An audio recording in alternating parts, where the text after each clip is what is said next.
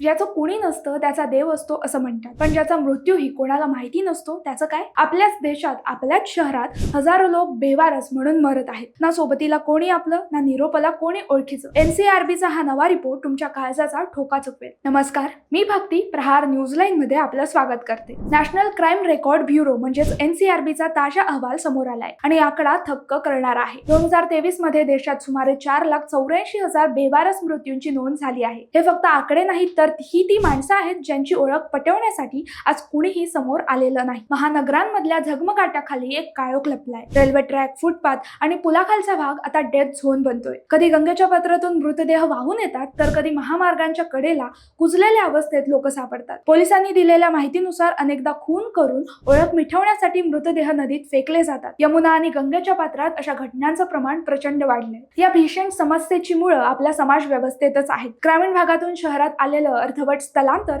वाढती गरिबी, मानसिक आजार आणि सर्वात महत्त्वाचं म्हणजे वृद्धांची होणारी उपेक्षा. अपघातानंतर खिशात ओळखपत्र नसेल तर हस्तखेळतं माणूस तासाभरात अज्ञात मृतदेह बनून जातो. रुग्णालयात उपचार घेताना दगावलेले बेघर रुग्णही याच यादीत येतात. डीएनए चाचण्या आणि शोध प्रक्रियेत होणारा विलंब या समस्येला अधिक गुंतागुंतीचं बनवत आहे. केवळ आकडेवारी जाहीर करून चालणार नाही, तर प्रत्येक नागरिकाची ओळख आणि सुरक्षा सुनिश्चित करणारी यंत्रणा उभारणं ही तितकीच काळाची गरज आहे. माणूस जिवंत असताना त्यांच्याकडे दुर्लक्ष होणं ही शोकांतिका आहे, मात्र मेल्यावरही तो अनोळखी राहणं हा सामाजिक गुन्हा आहे. गर्दीच्या या देशात माणूस इतका एकटा झालाय की त्याचा शेवटही आता गुपचूप आणि बेवारस होतोय. हा प्रश्न केवळ पोलिसांचा नाही, तर आपल्या माणुसकीचा आहे. शेजारी कोण राहतंय आणि रस्त्यावर कोण पडलंय हे बघायला आता वेळ काढायलाच हवा. विचार करा आणि सतर्क राहा.